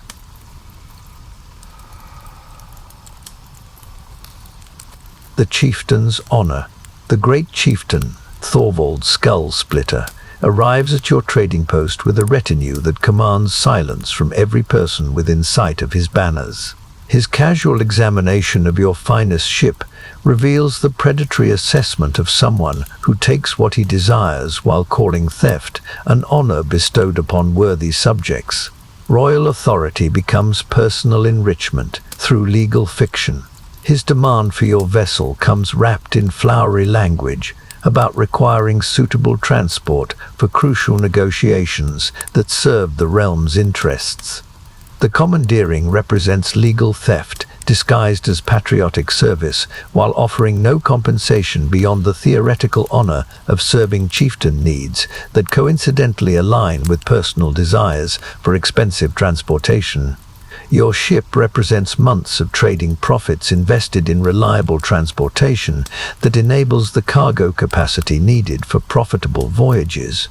Its seizure eliminates your ability to fulfill contracts worth fortunes, while leaving debts and obligations intact.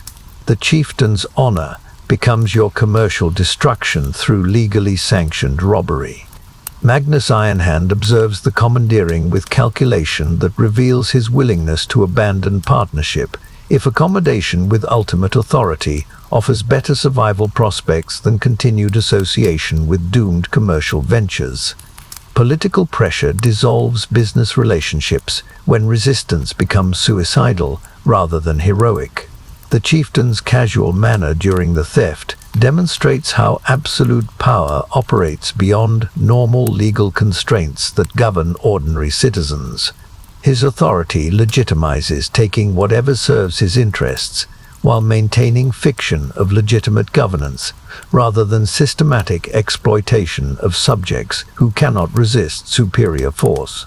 Your protests bring gentle correction about proper respect for chieftain authority that extends beyond questioning into potential treason charges. The conversation reveals how quickly merchant success attracts attention from predators operating at the highest levels of political power, where resistance invites destruction of everything beyond the immediate theft. The ship's seizure occurs with efficient brutality that suggests extensive experience in legal robbery disguised as governance requirements. The chieftain's men work with professional competence while maintaining fiction that service to authority represents honor rather than systematic theft from productive citizens who create wealth through honest labor. The commandeering eliminates your ability to transport cargo while leaving competitors free to exploit routes that your seized vessel would have served.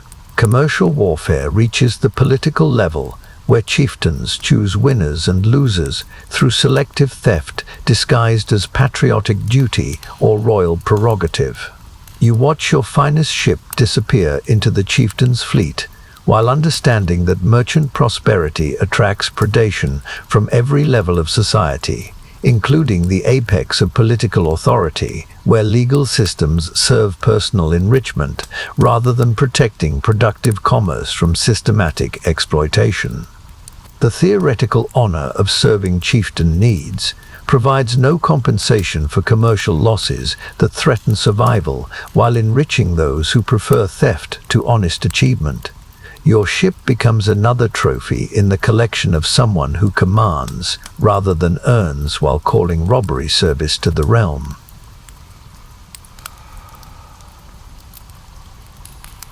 Political pawn. You watch helplessly as Thorvald's political enemies burn your ships in harbor as retaliation against the chieftain who commandeered your finest vessel for his personal use. The flames consume your lifetime of work, while you realize that association with power makes you a target for rival factions seeking indirect revenge against those they cannot attack directly. The arson attack comes at dawn, when harbor guards flee, rather than risk involvement in political warfare that extends beyond their authority or compensation. Your remaining vessels burn with professional efficiency that indicates military planning rather than random destruction. Political enemies understand how to inflict maximum damage through systematic targeting. Each burning ship represents years of commercial development, reduced to floating wreckage by enemies who prefer destroying chieftain allies to fighting superior force directly. Your merchant success becomes liability when political association transforms independent business into legitimate military target for systematic destruction by organized opposition. Magnus Ironhand escapes the harbor fire with whatever portable assets he could salvage, while abandoning partnership obligations that become meaningless when political warfare destroys the foundation of commercial cooperation. Personal survival overrides business loyalty, when association becomes invitation for systematic destruction by powerful enemies. The attackers work with coordinated precision that suggests extensive planning and detailed intelligence about harbor defenses and ship locations. Political warfare operates through networks that extend beyond simple military action into commercial intelligence gathering and systematic economic destruction of enemy assets and allied resources. Your ships burn while chieftain forces arrive too late to prevent destruction that serves enemy political goals more effectively than direct military assault. The indirect attack demonstrates how political conflict extends beyond battlefield violence into systematic targeting of economic assets that support enemy authority through commercial prosperity. The harbor fire spreads to warehouses storing goods from multiple merchants, who become collateral damage in political warfare they never chose to join. Your association with the chieftain transforms independent traders into legitimate targets for destruction by enemies seeking any available means of weakening authority through economic assault. You count losses while understanding that political association carries costs beyond any possible commercial benefit when enemies prefer destroying allies to confronting protected principles directly. The mathematics of political alliance prove devastating when calculated against commercial survival requirements that political warfare makes impossible to satisfy. The burning wreckage floats on harbor waters like funeral pyres for commercial ambitions destroyed by political forces beyond merchant control or influence. Your lifetime of achievement disappears into smoke while serving as message to anyone considering alliance with authorities whose enemies possess resources for systematic retaliation. The chieftain's response involves promises of compensation and protection that ring hollow while surrounded by evidence of his inability to defend those who serve his interests. Political power proves inadequate when enemies prefer indirect assault through systematic destruction of allied commercial assets rather than direct military confrontation.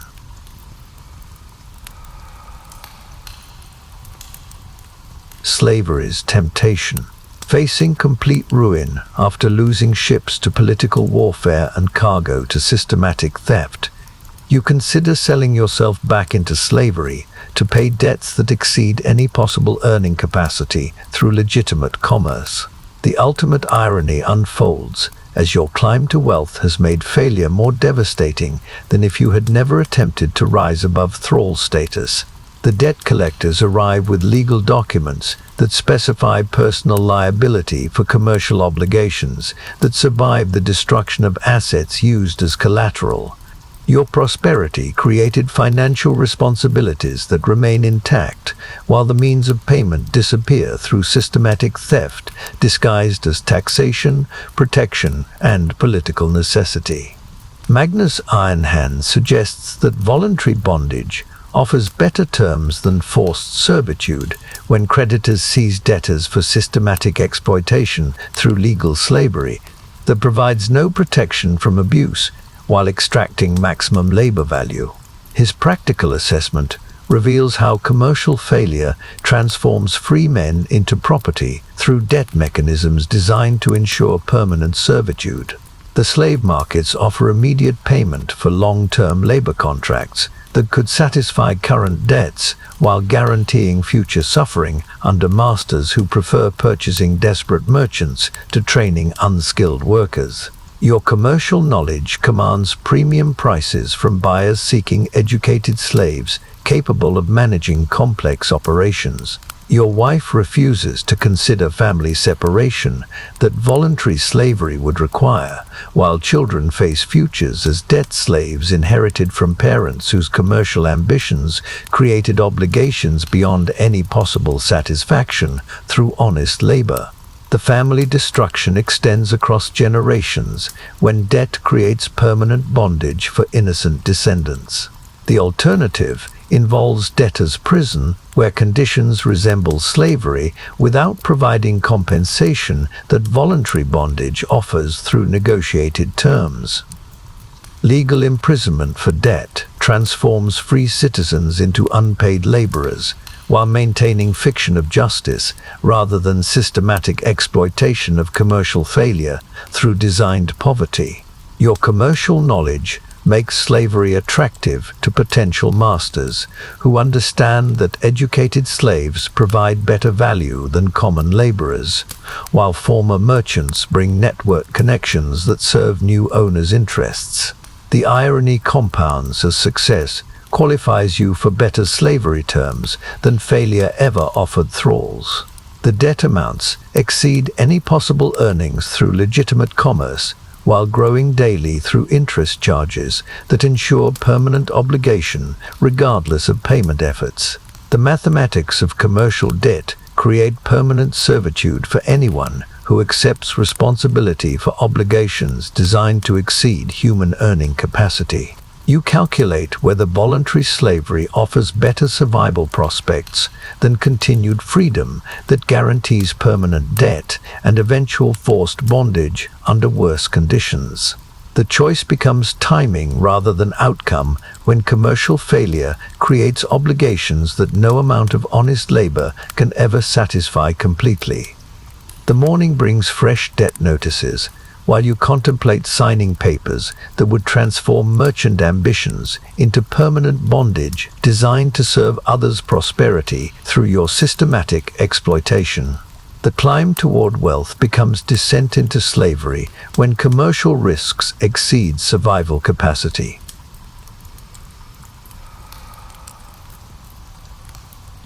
The last choice. The morning brings fresh debt notices sliding beneath your door, like grave markers for commercial dreams that died in political flames. You count the silver pieces remaining in your strongbox, while calculating obligations that exceed any possible earnings through honest trade. The mathematics of ruin spread across parchment reveal how thoroughly the chieftain's theft and subsequent retaliation have destroyed your carefully built merchant empire. Your wife sits in silent judgment across the table where maps once showed profitable routes, now sailed by competitors who avoided political entanglements. Her eyes carry the weight of children's futures, mortgaged against ambitions that promised prosperity, but delivered systematic destruction through forces beyond merchant control or influence. The slavery contracts rest beside breakfast bowls that hold the last grain from stores once filled with trading profits. Each document specifies terms for voluntary bondage that could satisfy immediate debts while guaranteeing future suffering under masters who prefer purchasing desperate merchants to training unskilled laborers seeking survival through any available means.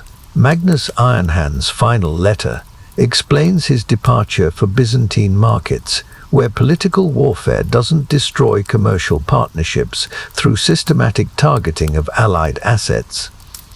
His practical wisdom abandons sentiment for survival prospects that avoid association with merchants marked for destruction by enemies operating beyond normal business rivalry. You trace fingertips across contract terms that transform commercial knowledge into valuable slavery while calculating whether educated bondage offers better survival prospects than continued freedom that guarantees permanent debt servitude under worse conditions. The irony compounds as merchant success qualifies you for premium slavery markets rather than common labor rates.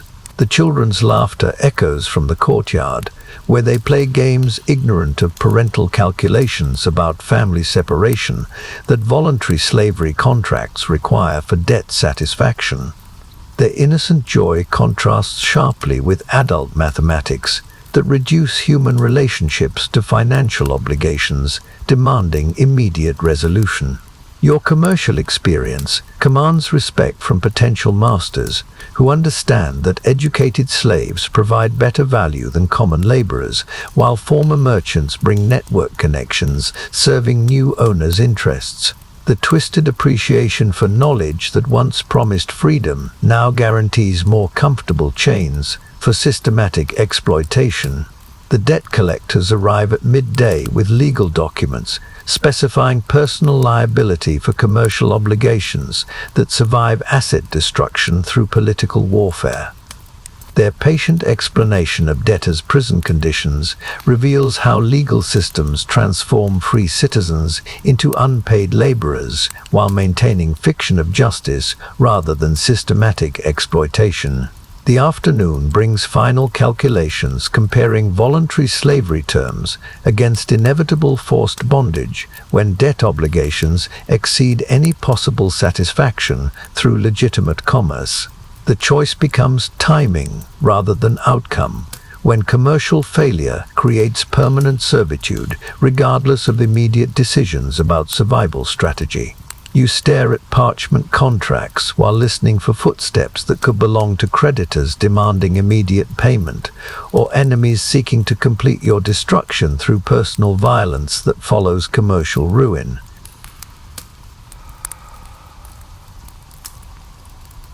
The turn of fortune. The knock arrives at sunset from an unexpected source.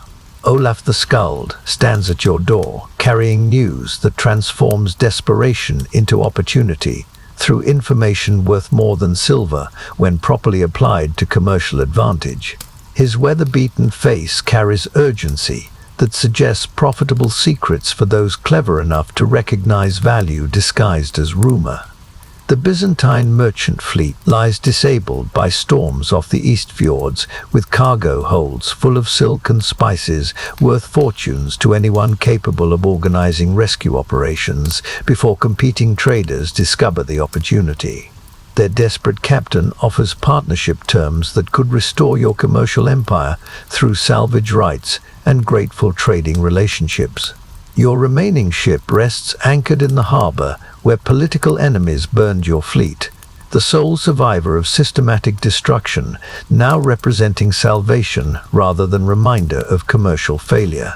The vessel's cargo capacity perfectly matches rescue requirements, while your knowledge of dangerous coastal waters provides navigational advantage over potential competitors. Magnus Ironhand's Byzantine contacts become crucial assets when properly leveraged for introduction to stranded merchants seeking reliable partners capable of organizing complex salvage operations in treacherous waters. His abandoned friendship transforms into profitable partnership when survival depends on exploiting every available commercial connection. The debt collector's legal documents specify time limits for obligation satisfaction that provide sufficient breathing room for successful salvage operations to generate payment funds while avoiding immediate slavery contracts. Their systematic approach to debt collection reveals exploitable delays when properly managed through careful timing of legal responses. Your wife's merchant family connections provide additional crew members experienced in dangerous coastal salvage, while their financial backing covers operational expenses until Byzantine cargo reaches profitable markets. The marriage alliance finally proves its commercial value when survival depends on family resources rather than individual achievement alone.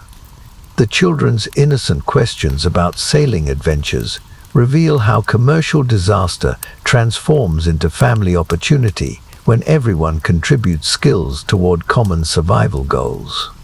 Their enthusiasm for ocean voyages contrasts with adult understanding of mortal dangers that make salvage operations profitable through extreme risk acceptance.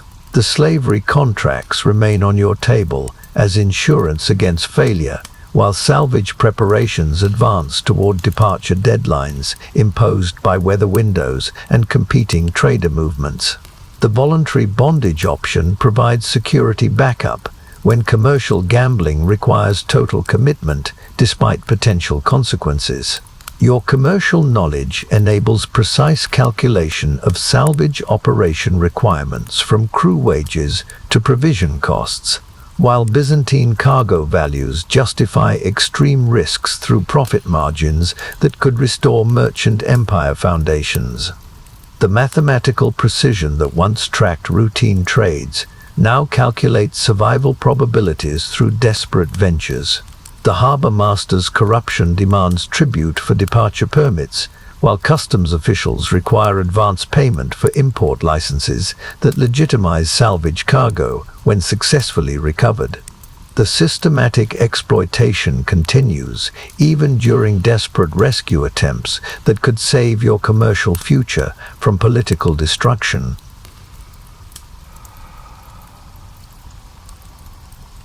Fortune's Wheel. The salvage succeeds beyond imagination as Byzantine silk fills your cargo holds, while grateful merchant partners offer trading relationships that span the known world from Constantinople to Greenland settlements. The desperate venture transforms systematic ruin into commercial triumph through courage applied to opportunity when others flee from manageable risk through ignorant fear. Your ship returns laden with cargo worth more than your original fleet, while partnerships with Eastern traders provide access to markets that transcend local political conflicts. The wealth accumulated through single voyage exceeds years of careful accumulation through systematic trading that political enemies destroyed through indirect warfare. The debt collectors accept payment with grudging respect for commercial recovery that seemed impossible when obligations exceeded any reasonable earning capacity through legitimate trade. Their legal documents mark accounts satisfied, while revealing how quickly desperate situations transform into prosperity when proper opportunities receive bold action. Magnus Ironhand's return with additional Byzantine partners establishes permanent trading relationships that provide security against future political interference through diversified international commerce. His practical abandonment transforms into renewed partnership when success justifies previous loyalty calculations about survival through commercial cooperation. Your family celebrates reunion around tables laden with exotic foods purchased through salvage profits, while children examine silk fabrics that represent transformation from potential slavery to renewed prosperity. The contrast between morning's desperation and evening's celebration reveals how quickly fortune's wheel turns for those brave enough to seize opportunities. The chieftain's agents arrive seeking partnership in profitable ventures they ignored during your commercial destruction, their sudden interest proving how wealth commands respect regardless of previous systematic exploitation.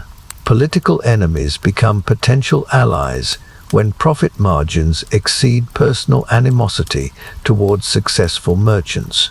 Your rebuilt strongroom holds silver accumulated through single voyage, while plans develop for expanded operations that leverage Byzantine partnerships into permanent commercial empire.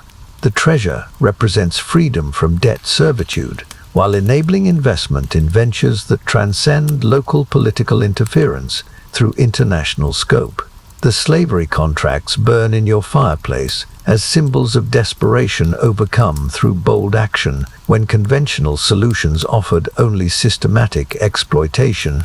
The flames consume legal bondage while illuminating how courage applied to opportunity creates wealth that purchases security from future political interference. The merchant's life continues its dangerous dance between prosperity and ruin, while experience teaches that survival requires constant readiness to risk everything when circumstances demand total commitment to uncertain ventures. Your accumulated wisdom reveals how fortune favors those prepared to gamble complete destruction against unlimited opportunity. You sleep surrounded by foreign treasure while planning tomorrow's voyages that could multiply current wealth or destroy everything through navigational error, pirate attack, or political interference that continues threatening merchant prosperity regardless of temporary commercial success through salvage operations.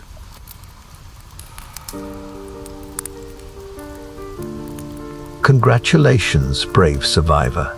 You've endured the merchant's brutal gambit in Viking Age Iceland, rising from the ashes of political destruction to reclaim your fortune through desperate courage and Byzantine gold. You've navigated the treacherous waters between prosperity and slavery, watching your ships burn in political warfare, facing the ultimate choice between voluntary bondage and one final, impossible gamble on salvage operations that could either restore your empire or destroy you completely.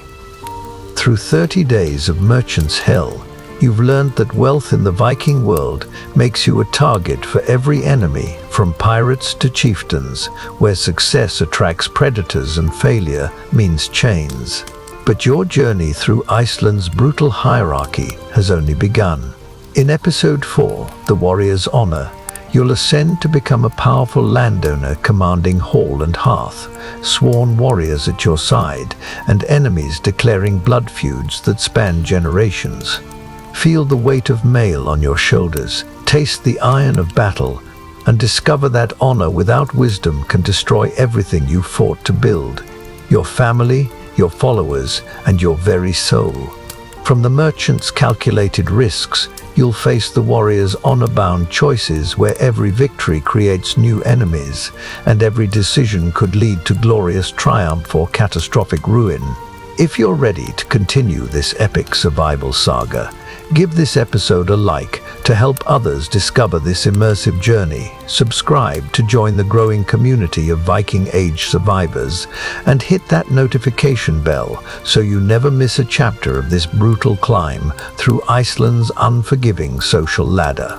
Your support helps bring these historically rich tales to life, and ensures this series continues its relentless march toward the chieftain's ultimate test. The warrior's horn calls. Will you answer? Episode 4 awaits your courage.